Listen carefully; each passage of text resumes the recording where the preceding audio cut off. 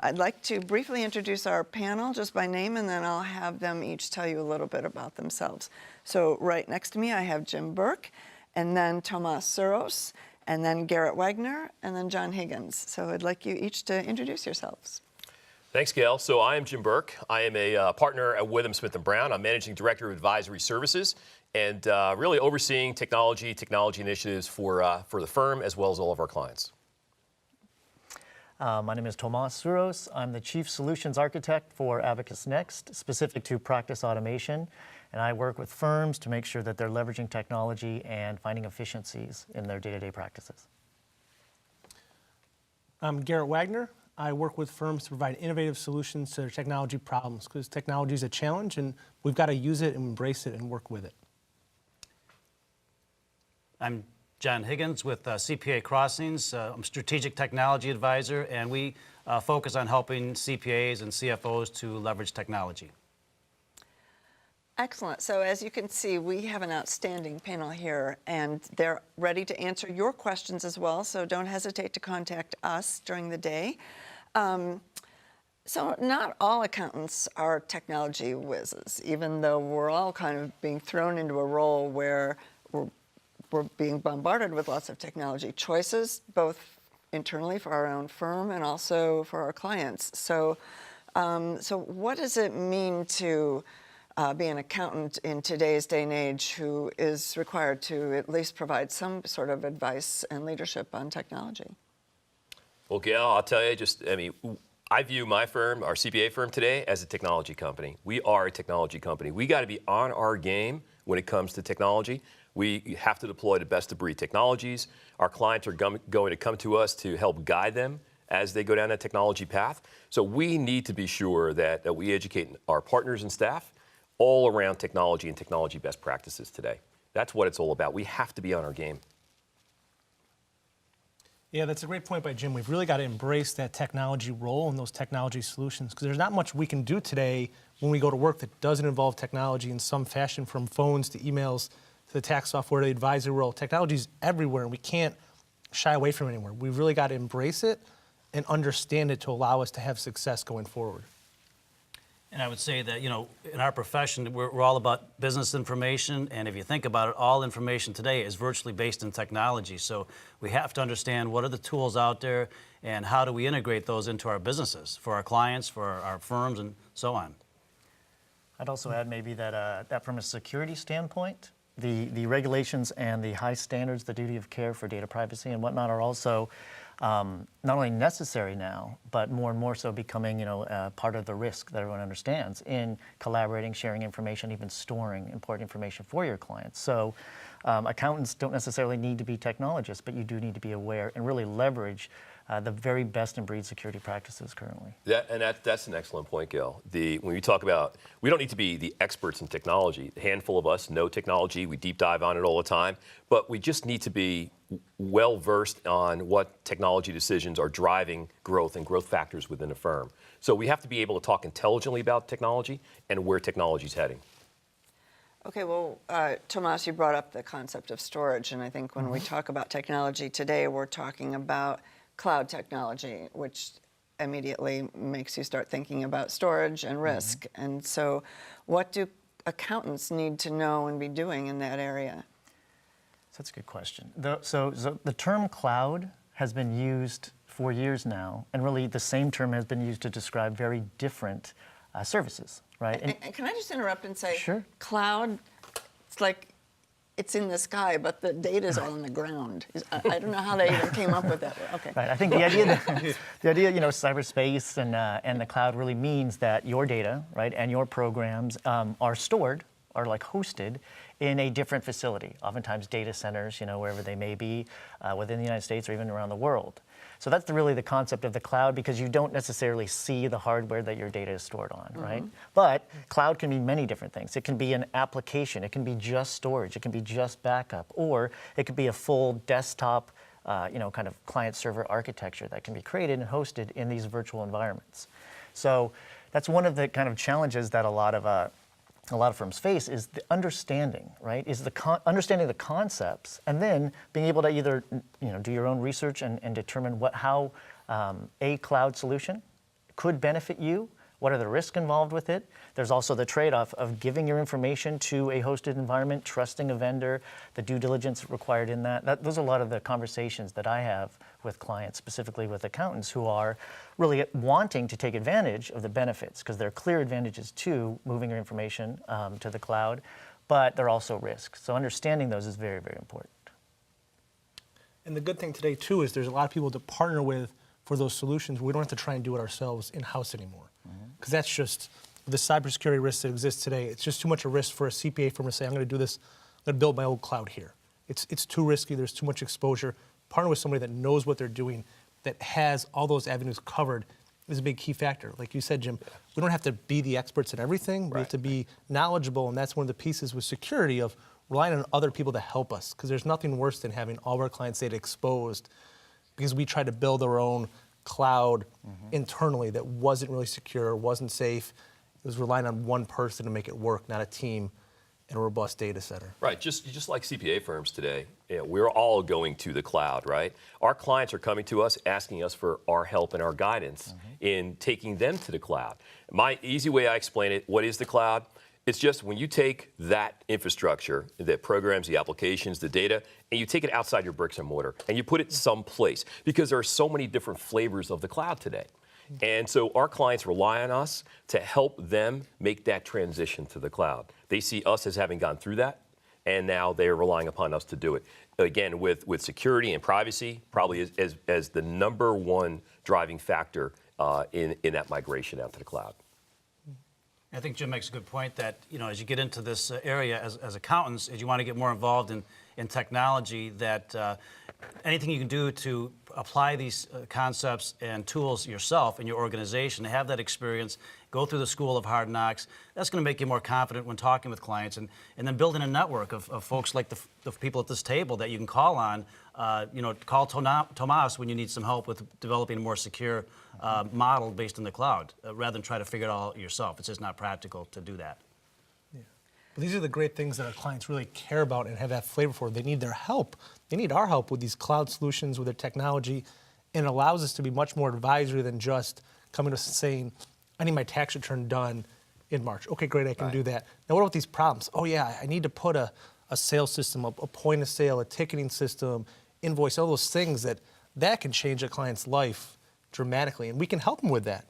And it's a new role for us, from just being compliance tax return preparer to technology advisor. Absolutely. You talk about a new role for us, right? That will be, I believe, our role into the future. I think we're all in. Our firm is all in that we do believe that advisory services, which includes technology and guiding our clients in technology, that is going to drive firm growth in the future. Yes, we started on tax. We started with audit, as most firms have. But is that the future of where we're going? We believe we're all in on technology, because that's going to drive tremendous opportunities for not just our firm, but for the entire profession in the future. So we're going to talk about that role and how accountants can embrace it or not. First, we're going to take a quick break and learn a little bit about Abacus next. And when we come back, we'll have your first CPE code on the screen, so don't go away. The most pressing issues keeping professionals up at night are ethics, regulatory changes, and information privacy compliance. As a result, business owners continue to struggle with the overwhelming challenge of managing and maintaining internal IT infrastructure. Even running basic software applications requires lots of resources, money, and personnel to keep them running. Enter Abacus Private Cloud. Abacus Private Cloud, or APC, leverages cutting-edge virtualization technologies to keep businesses compliant, safeguard information privacy, and mitigate risk while providing access to the documents, data, and applications you need 24/7, and offers round-the-clock IT management and support, all with no upfront capital investment. Piecemeal technology is no longer sufficient to remain secure in today's competitive landscape. APC can take any local IT infrastructure, any desktop software application, documents, and data, and weave it into a fully integrated virtual workplace, which is accessible remotely from any device. PC, Mac, Android, iPad, anywhere you can connect to the internet. Office, home, court, or on the road. Simply, securely, and safely. APC is a true private cloud, not some generic public cloud or software as a service application. APC dedicates resources to your business, resources that aren't shared with any other organization. And with APC, you maintain 100% ownership of your data. And every APC data center is US-based to ensure regulatory and governance compliance for even the most sensitive matters. APC keeps your data safe in today's ever-changing threat landscape with robust security and compliance policies, including 5 tiers of physical, network, and data security, information handling, and data privacy protocols that meet NIST standards, and geographically redundant data centers, which means inherent disaster recovery and business continuity for your business. Best of all, APC doesn't lock you into using any specific software. Adobe Acrobat? Sure. Xero accounting? Great. QuickBooks? Not a problem. APC is only limited by your imagination. Abacus Private Cloud is flexible and scalable to fit your business as it grows. And the fully managed solution comes with a 99.999% uptime guarantee. How will your organization mitigate risks, safeguard information, ensure compliance, and deliver you and your employees the programs and data they need to operate at peak efficiency? The search is over. It's all here in Abacus Private Cloud. Welcome back.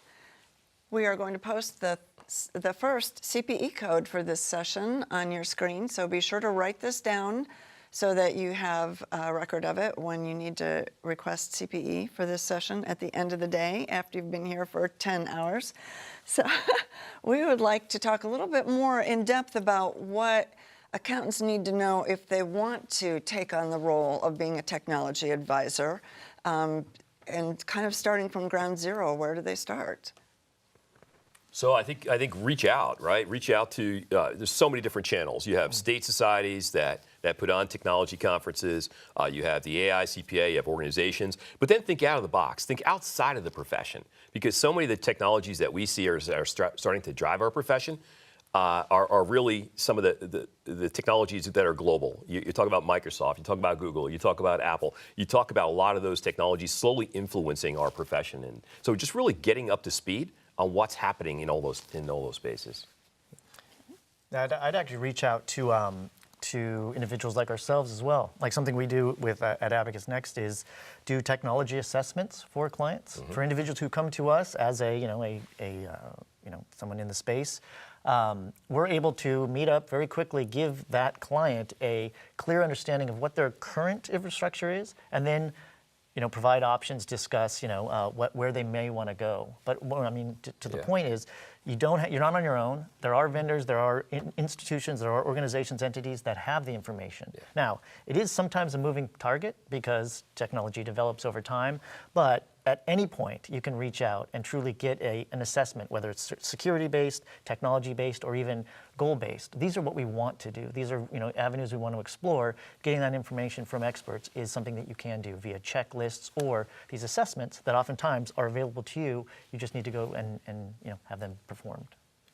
And sometimes it's as simple as just Googling that software solution or that client's industry. Because nowadays, with the cloud, I mean, the scalability and the solutions, almost every industry I see nowadays has their own specific accounting software that's designed for it. Where 10 years ago, there was very few accounting softwares, and a lot of these niche industries didn't have specific softwares to help them with their unique challenges. Now, almost every one of them does, from the small mom and pop shop to the big enterprise level. And sometimes it's just that Google what their niche is, see what's out there, get familiar with it, reach out to these channels. That's the great thing about today. There's so much knowledge for free that's out there to help you get started. That's right. You're not on an island like before where you're at your desk 25 years ago, like, right.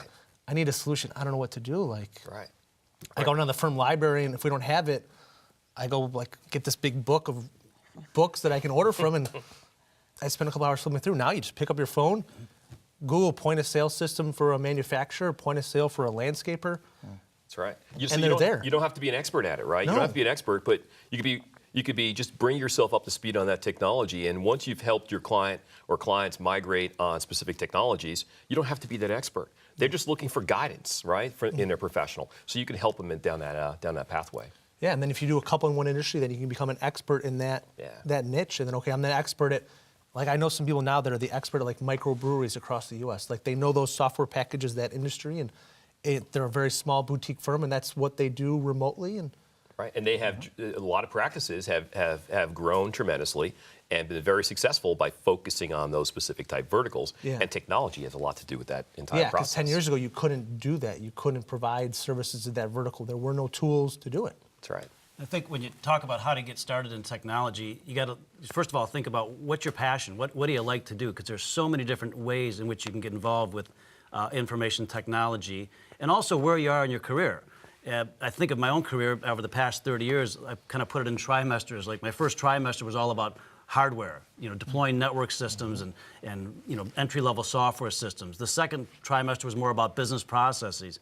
Now I find myself doing more strategic advising, which I think could be a kind of a natural extension for a lot of accountants, especially the whole area of like KPI dashboards and just getting more to the information side of it and not getting intimidated by the depth of all the technology, because that can be intimidating. There's so much out there to try to keep up with. So pick your niche, I think, is an important point too. Mm-hmm.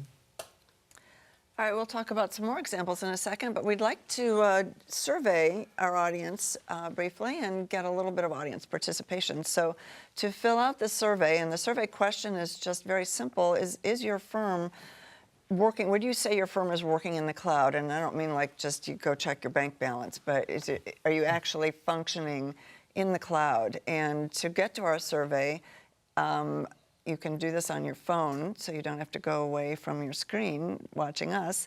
You just go to Slido, Slido.com. And when you get to Slido.com, it will ask you for a code for this session, and you just type in ES, as in ensuring success, ES 2017. And you can answer the question, and then we'll give you some feedback. And actually, I think you'll see the feedback on the screen, but we'll tell you what kind of response we're getting as that comes in. So we'll leave that open for a few minutes, and you can go up there at Slido.com, ES 2017.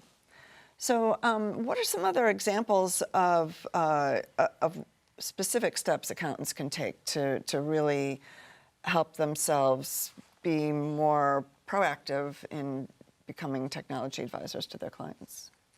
Well, to me, it's knowing your client, right? So when you know your client, you know their specific industry they're in, and you're getting well versed in all the technologies that may impact their industry. Find out where that industry is on migration to the cloud. Find out where applications are as far as migration. Find out what is driving security and privacy issues for your clients and how they interact with third parties on the internet. So it's really knowing your client.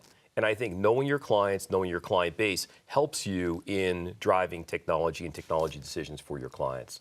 The deeper you know your client, the more I believe the well-positioned that you'll be to help guide your clients on the technology path.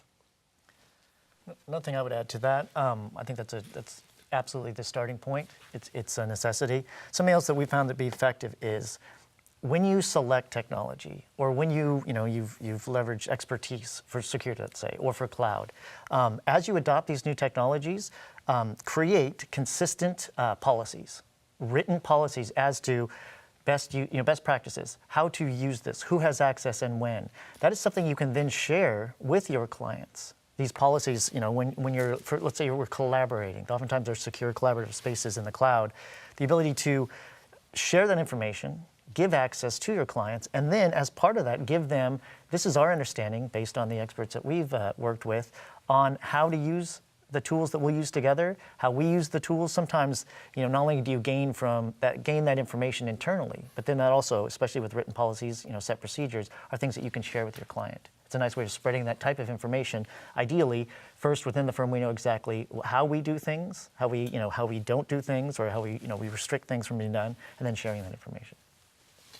And it's also a great way, like to Jim's point, of getting to know your client, because we all struggle with our clients to interact with them more often. One of the big points in shifting from compliance to advisory is more touch points throughout the year. So it's a great time to get to know them and don't look at it as billable time of I'm going to sit with a client for 2-3 hours and really understand their business and their technology, and I'm going to send them a bill for that.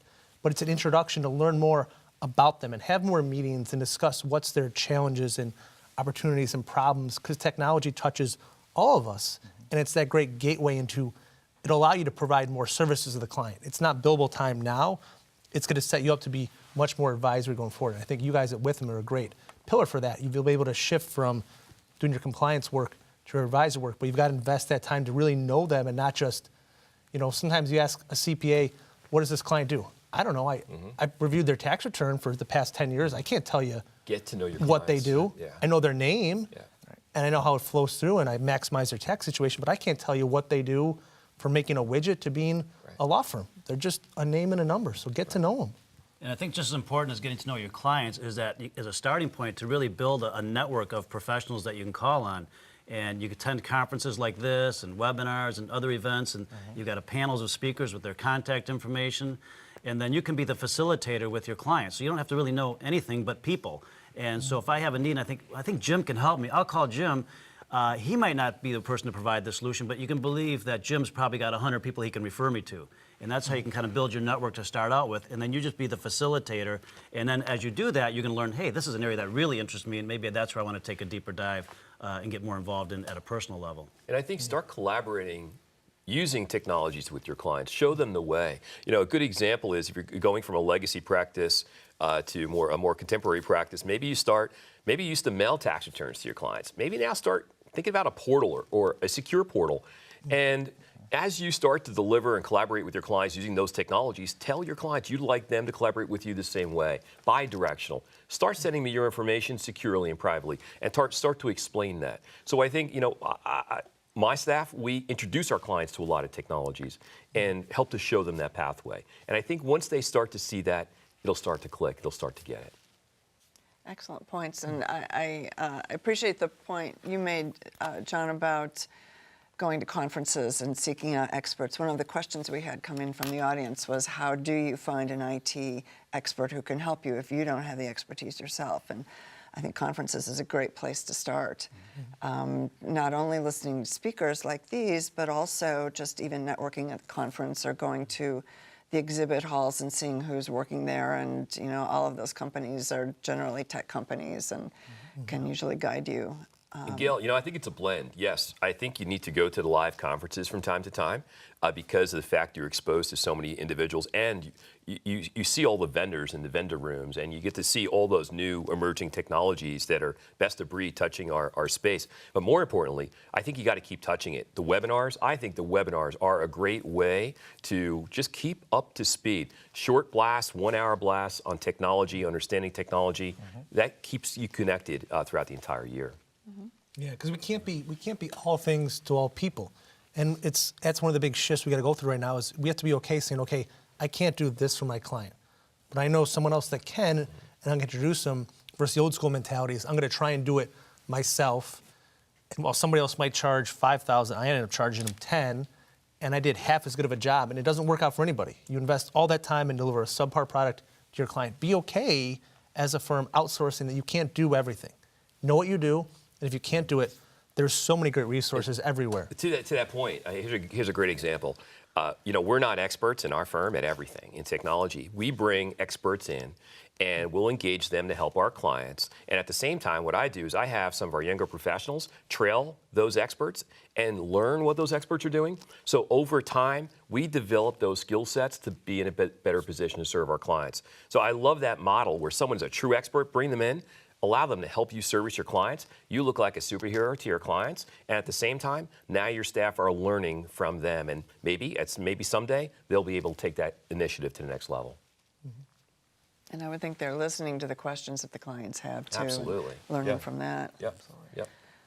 We do have poll results of our respondents. 60% said that their firm is working in the cloud. 40% said no, but we did get some comments saying there should have been a some option. Some of my work is in the cloud. I would have to, Gail, I honestly believe that nearly every single CPA firm today is operating in the cloud in some way, shape, or form. Even if it comes down to simply collaboration with your clients on web-based accounting systems, things like that. We are all operating in the cloud today. Or even data backup. Data that backup, was yes. that was the key driver maybe a few years ago, but even Yes. now today, if you don't have a cloud, data protection, data backup strategy, that's what I would imagine. And we were talking about it a little bit earlier. The idea is many firms wouldn't even recognize necessarily that they are in the cloud. And so that term has just been kind of diluted to a certain extent. But the 60% sounds about right for individuals who are aware and maybe proactively pursuing a cloud strategy. Yeah. The other 40, or the percentage of that is some part of their business is in the cloud. Backup, collaborative spaces is often one. Even email oftentimes is cloud-based, depending on how you access it or your CRM tools and things like that. And I would think too, for those 40%, even if they're not think of themselves in the cloud, pretty much all of our clients are in the cloud nowadays. I mean, it's, at the consumer level, it's almost impossible to avoid being in the cloud, because at the end of the day, if you have an iPhone, you use iTunes.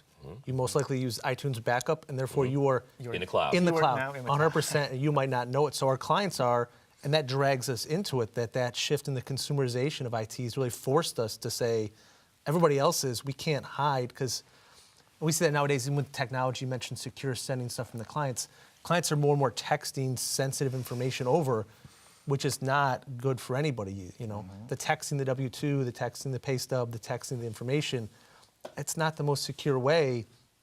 Teaching them to that secure portal and saying, hey, I appreciate that you got this to me, but there's some risk here. Let's lean you towards the secure solution to transmit these documents. Yeah, and I think we care more about our client security sometimes than our clients. yeah. I mean, if our client is missing, sending us information, maybe a K-1 or a W-2, and how do we get that information from our clients? The clients are emailing it. The clients are sending it. There's no password protection on it. It's scary. We don't let any of our staff send out any confidential or private information other than through a portal, other than secured, password locked down, encrypted. Yeah. That's the only way to do it today. Yeah. Okay, we're going to take another quick break. We're going to learn a little bit more about Abacus next, and then we'll return with your second CPE code for this session. Work as one with Workspace. These days, tax and accounting firms have software applications for everything. CRM, documents, workflow, scheduling, billing, all with different features, interfaces, and worst of all, separate databases. Managing a practice using disconnected applications and data means efficiency gains in one area of the business aren't automatically leveraged by the others, making you work twice as hard for the same result. There has to be a better way. What tax and accounting firms need is an all-inclusive practice management solution, sourced from the most powerful software automations and integrations on the market, all accessible from an intelligently designed single-screen user interface. CRM, tasks, scheduling, workflow, and due dates, time and billing, document management, and analytic reporting should work together as one. Workspace is a solution that combines the functionality of 7 fully featured programs, all seamlessly integrated with industry-leading tax prep and general ledger software. Don't get buried under mountains of disconnected data and applications. There's a better way, and Workspace can get you there. Welcome back. We are back with the second CPE code on your screen, so be sure to write that down if you want CPE credit for this session, and save that along with the first one that you got. Each of them are 3-digit numbers. You'll need to report those later on when you want your CPE credit. So we have actually we had a question come in from the audience. We used the term legacy practice earlier, and somebody wanted to know what that is. Okay, that was probably me. I think I said that. So legacy practice, when I say legacy practice, I think about a traditional CPA firm. I think about a traditional CPA firm that does maybe compilations, reviews, audits, and tax work. To me, that's a legacy. I don't know why. I consider that a legacy practice.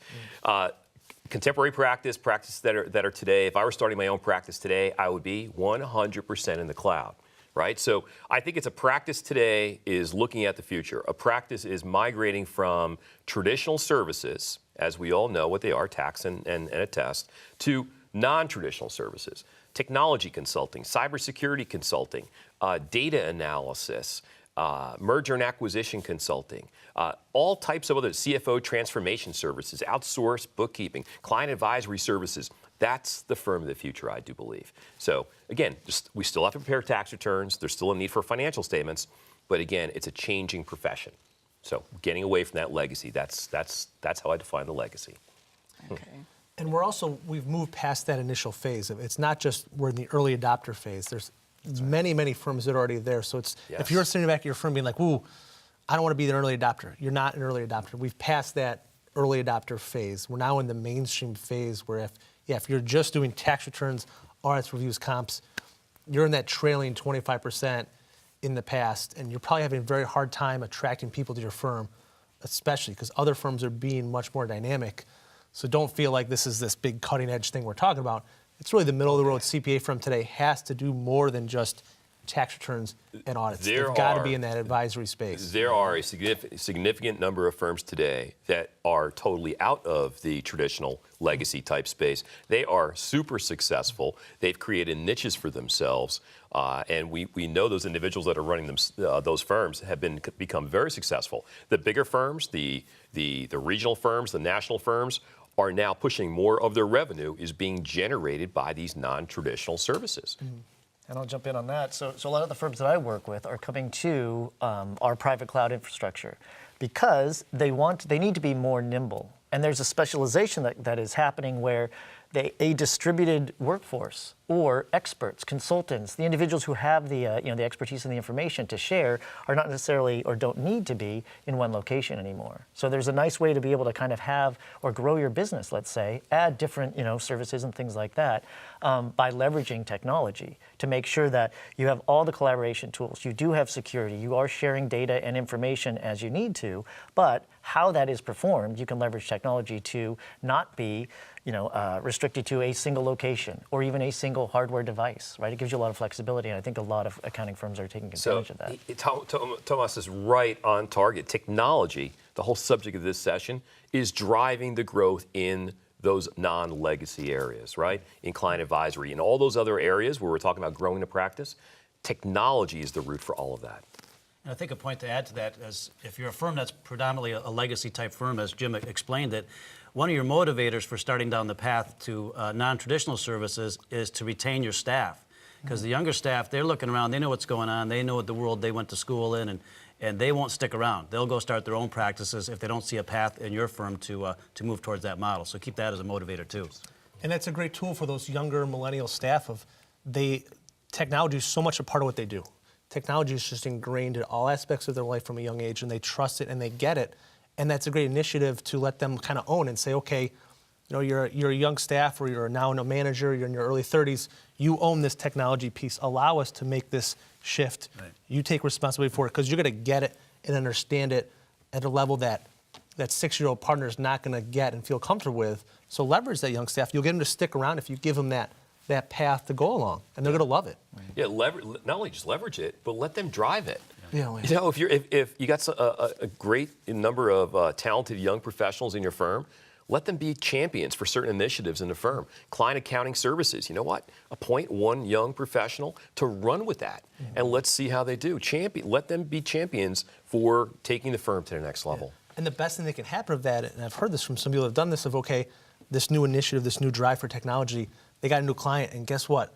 It's a purely advisory client, and they didn't get the tax work because someone's paying, minimum price for a tax return, and they say it's not worth it, but they've got much higher value advisor work on the technology, and that's what you want. That's that real success of, oh my God, we didn't even get the tax work. Now we're okay with that. We are going through that revelation right now. We're picking up a significant amount of non-traditional business, and we're evaluating, you know what, maybe we need to walk away from the traditional work because there's a conflict of interest there and focus on this type of work for that specific client. So we're going through that mindset, trying to think out of the box now as we focus on direction of the firm. That may actually be providing an opportunity because I will admit we have kind of a biased panel here in terms of technology. A little bit. So if you're the accountant who just doesn't want to be the technology expert, it's okay. There is a place for you. And what? Absolutely. So what alternatives? What does that look like? What alternatives are there for the accountant who can be successful and not be the technology guy for his or girl for his clients. Look, there's no doubt about the fact that CPA firms across the country and around the world have been extremely successful in doing what we do, being that trusted advisor for our clients. And that involves delivering a full plate of services to our clients. There will always be a need to have us involved in the financial aspects, in the tax aspects, but that role is changing, and we need to change along with it. And all we're saying is just firms need to be open to all these other services that are being driven by technology today. So it's not going away. It's always going to be there. We're just saying start to change the practice. Embrace technology, understand the technologies that are out there, and keep an open mind to how they can deploy those technologies to increase revenue and profitability within their practices. And if, quite frankly, if they're not the individuals to drive it, surround themselves with some of the best individuals that can help drive those other type services in the firm today. To kind of piggyback on that, what we've described so far, a lot of it is kind of the forward-facing, bleeding edge technology solutions. Those are many of them are still kind of being developed and implemented regularly, especially by firms that are looking to leverage it very quickly. But if you take technology just as a whole, the idea of workflow automation, right, of not needing to change what you do on a daily basis, but leverage technology so there are systems in place. You're able to report easier. You know what's going on without needing to, chase your tail maybe as much. Those are some of the things where, if we shift back from the forefront, there are core tools available now, and maybe even more so than ever before, where individuals who know their practice, have their expertise, right? And that's what they provide to their clients. They don't necessarily need to change. It's also, the focus of technology can also be, let's make your day-to-day easier. Let's give you more insight into your business as a whole. Like, that's also technology, right? It's not just cloud, it's not just, all the things we've been talking about. It's truly business practices and how automation, right, and understanding or reporting business intelligence is available, I think, at an unprecedented level for all firms. I think that's something that if you're not leveraging that aspect, you don't need to be in the cloud, but if you're not leveraging those efficiency tools, that's where I would first focus. And there are a lot of, there's a lot of information to help you with that as well. I know that you have a lot of small firms and probably sole practitioners on the conference today. And I know for the last 20 years going to conferences, you hear you got to go to value building and you got to become the trusted business advisor, which makes a lot of sense, but the question then becomes, okay, how do I do that? What I think one of the great opportunities today for tax practitioners and accountants is to get into dashboarding. And if you're primarily a tax practitioner, that's where your knowledge is, that's where your passion is, just start giving your clients a dashboard of the last 10 years of their tax information. It can be very simple. In the financial side, from the financial reports, do the same thing. Get the last few years, the last 24 months, and start to build some dashboards. And there's lots of tools to do it. It's getting easier all the time. And that's going to leverage where your expertise is. And you don't have to get tied up in a lot of the technology side of it. It's more about the information. And that's a great point, because that's the unique thing with today with technology, of those dashboards. Of you look at 5 years ago, if you wanted to build a dashboard for your client, you were talking about pretty much developing something in-house, writing the code, populating it, very time-consuming. Nowadays, we could spend an hour talking about all the different dashboard solutions out there, and a lot of them are phenomenal. They're incredibly affordable, incredibly easy to use, and it's so easy. And the clients value that, where the traditional mindset was, how much paper can I give them? Right. If I give them 200 pages of paper, it's higher value than 10. And the clients all say, we're all busy. No, I don't want 200, I don't want 10, I want one. I want to log on from my phone, see how I'm looking, real time, all the time. And we can deliver that now. You do not create yourself. Find those resources out there, use it, leverage it. You'll be way better off. Even for those legacy firms, it's a very easy leap because of technology to do that. Versus 10 years ago, it was insurmountable task. They can easily do that today. Gail, you talked about what if that practitioner wants to stay in that space, the accounting space, the tax space, and not change. Well, let's go back to core technology. Technologies today are going to force change on us. Look at blockchain, right? We've heard all different types of things about blockchain, and accountants are now trying to understand, how will blockchain impact me in what I do? It will impact you in what you do in a traditional practice. So if you want to stay in a legacy practice, and let's say it's tax and accounting, that's all well and good, but still you need to understand how technology will play a role in changing that existing practice. Forget about client advisory services. It's going to change how you audit. It's going to change the auditor's role on a going forward basis. It's going to change tax, and tax it will change an existing legacy practice, just technology itself. So the accountant, even if they're in a legacy practice, they need to keep up to speed on those technological changes that will most definitely impact their practice. And the scary thing, especially with blockchain and auditing, is it's not necessarily going to impact the audit work. You can used to do the audit in 100 hours. With blockchain, you can do it 25, and you can now charge the same fee. That's not going to be the miracle of blockchain, because everybody else is going to say, well, I did it in 25, I can reduce my fee. That's right. You're not going to see these huge time savings and efficiency gains with it. It's really just going to drive down those margins of the audit prices go from 20,000 to 5, and that's going to significantly impact that revenue stream. A lot of firms that are very audit intensive, they need to find another way to replace that revenue. So that's kind of the negative side to blockchain. Right. Of some firms think it's going to be this gift that's going to make things so much more efficient. Their $10,000 audit, now they're making all this more money on.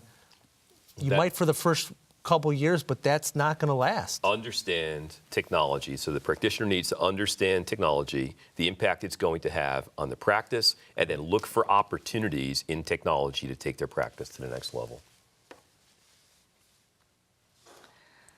Okay, so what? Let's say we have a practitioner who's ready to make the leap. Who's been, paper tax returns, paperwork, has been doing it all the same way for 20 years, and ready to make a change. His clients are moving into more technology options, and this accountant wants to really take steps. Where does the accountant start? What are the steps? I like what Tomas said about going to the expert. That would be, I would go to my peers and talk to my peers about where are you in this leap to either go to the cloud or to automate or to lock down and become more secure, or talk about that. Am I using a SaaS solution, a cloud-based solution for my clients? Talk to your peers about the process and ask them who they use to help them down that pathway. That's a great place to start. Because it is the current trend today to migrate, to go to the cloud, to utilize technology to better protect our client information and to improve profitability in the practice and to take our practices to the next level. I think that's absolutely right. And also, don't be afraid to ask questions. You don't need to be an expert. No one was an expert from day one, right? You build that over time. Similarly with technology, you find the best information possible, you sift through it, you find what's most pertinent to you. And to that end, it can be as straightforward as saying, okay, what are my 3 issues? Either inefficiencies or, inaccessibility to information, whatever it may be, or security as like a big concern. So your 3 issues or your 3 goals. Talk to your peers, talk to other similarly situated entities. Get a good sense of what current kind of methods are, and then really be honest with yourself. What are you looking to resolve, or what are you looking to gain or grow through? And with that, sometimes, and being honest with yourself, then armed with that information, you can go out and further investigate. Go to or attend webinars specific to the types of information or the types of technologies you're looking for. But oftentimes, it's simple as that is a good way for you to collect information, educate yourself, and then with that education, know exactly how you want to move forward. And like we said, kind of being honest with yourself. If you look at this and you don't have anyone in your firm that you feel can champion this program, then just, find someone else outside to partner with and champion and work with, so you can still provide all these services to your clients under your umbrella. Find that partner, and maybe you grow with them and you can develop this in-house, or you just develop that relationship where you still do what you do and they continue to do these pieces, but your clients are serviced by you. Versus your clients say, I need a technology solution implemented. I go to another firm in town and they get their foot in the door, and then eventually everything leaves. Keep them with you, partner with other people. You can't do everything. We can't be experts at everything. So find people to work with, to your point, be honest with yourself about what you can and can't do. And if you can't do it, there's people out there that can help you do it. That's right. And I would say, going back to the point about practice what you preach, just get incrementally more involved in a digital environment. It's funny because one of my most popular presentations these days is blockchain technology, which is cool. I mean, it's very cool to talk about and so forth. But then I'll ask the people in the group, I said, well, how many of you use instant messaging in your business?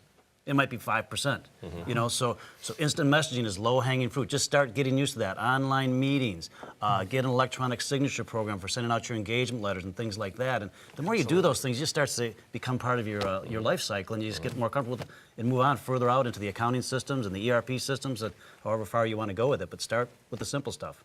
And a lot of that stuff is stuff that we all use on a daily basis ourselves already, and we feel like a profession, like I can't put an electronic signature program in.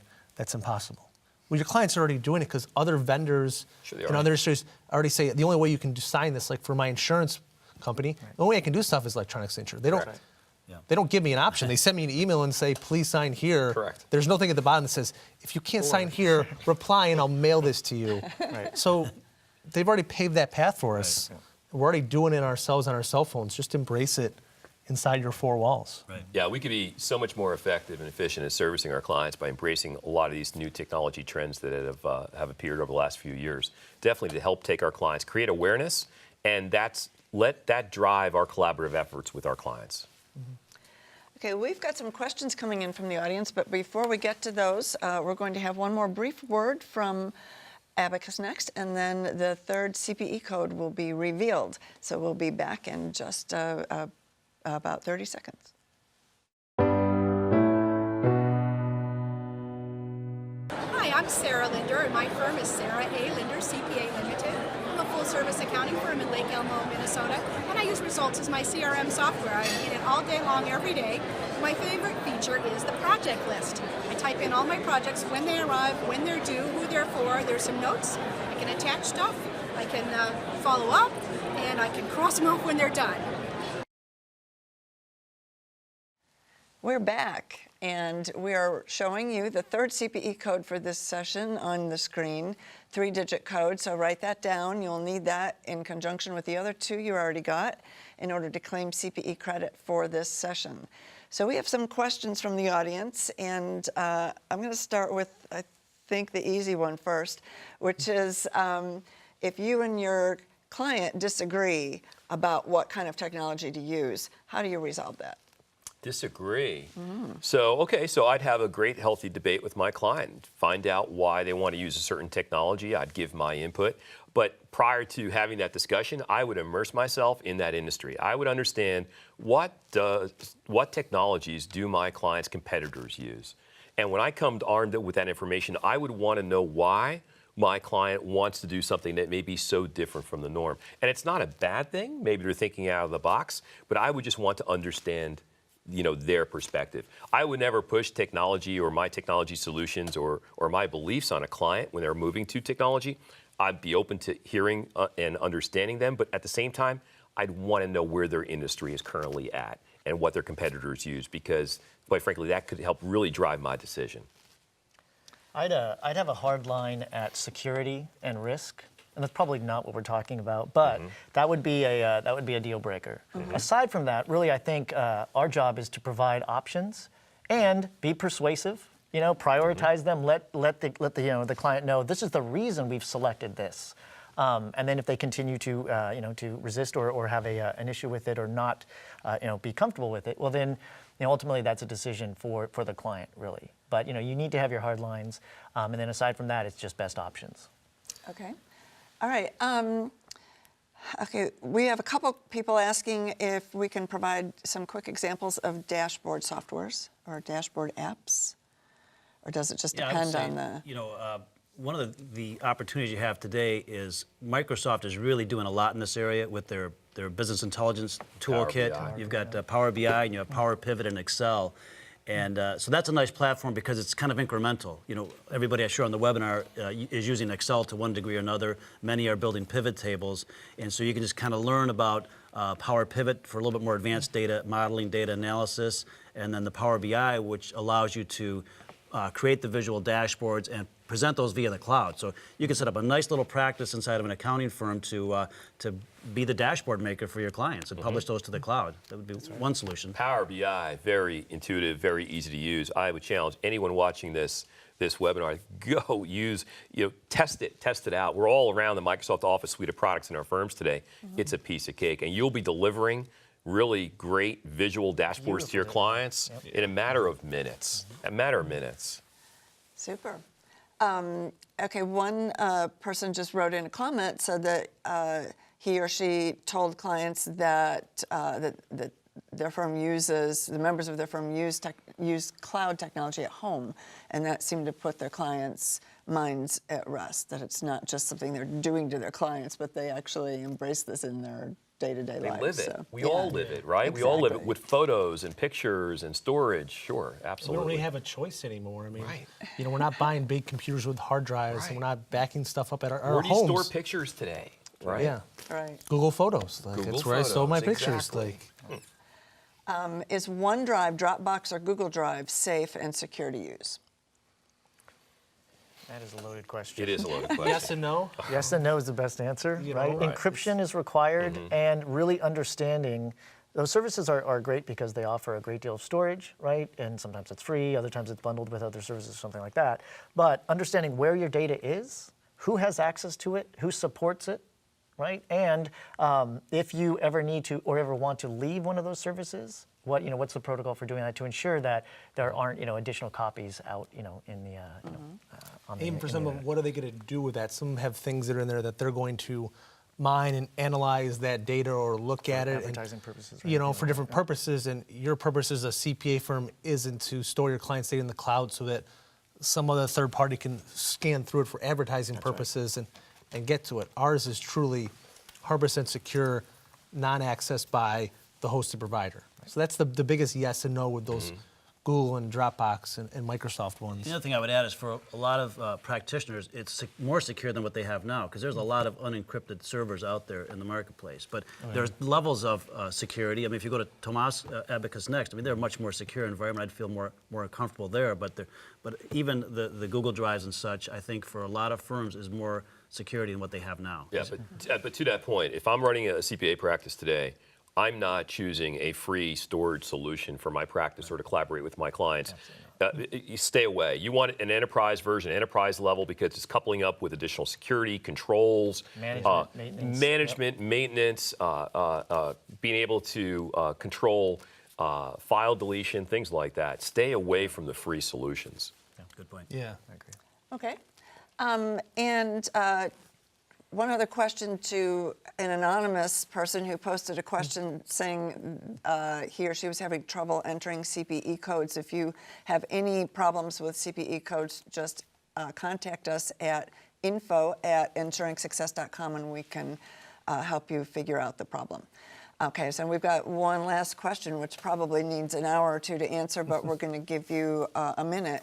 So, so the question has come in from a couple people saying, what is blockchain? We've been using that in conversation. So let's, in a nutshell. There's no nutshell, right? John, are you best at the nutshell? I'll take a shot at it. First of all, to understand it, Bitcoin is the rave these days, right? It's really going up in the marketplace, the value of it. And Bitcoin was built on blockchain technology. So that's where the term is coming from. And what's happening is that community is realizing there's a lot of other applications besides cryptocurrency for blockchain. So that's kind of the technology side of it. The way I like to describe it very simply is it's the digitization of trust. And so we could spend a couple hours talking about that, but it's trust through consensus, and you then have to start to have a somewhat of an understanding of the technology. But it's hard. It's hard to, once you start talking about the technology, you get so deep that you lose your audience. Gail, you need to do an all-day streaming CPE around blockchain. you're right. That's you could. We You should do that. definitely could. You definitely could. But I think that trust is a great point. It's just that universal level of trust electronically across boundaries and levels and companies. Yeah. You just have to explain it. Then they say, well, what does that mean? Tell me how that How works. some of that works. That's where the 8-hour live CPE comes Yeah. in. Some graphics, no doubt. So we might not have answered that question to your satisfaction, but we No hope easy answer. we Yeah, answered a easy lot of starting other point. questions to your satisfaction. This is we're at the end of our hour for this session, so we thank you so much for being with us today, and thank you so much to our panel and to Abacus Next for sponsoring this session. The next session coming up is not called that. The next session coming up was going to be business model transformation, and it's going to be really close to that. So stick around because we have some surprises coming up in that session. So we had a last-minute change, so you will love it. So stick around. We'll be back at the top of the hour.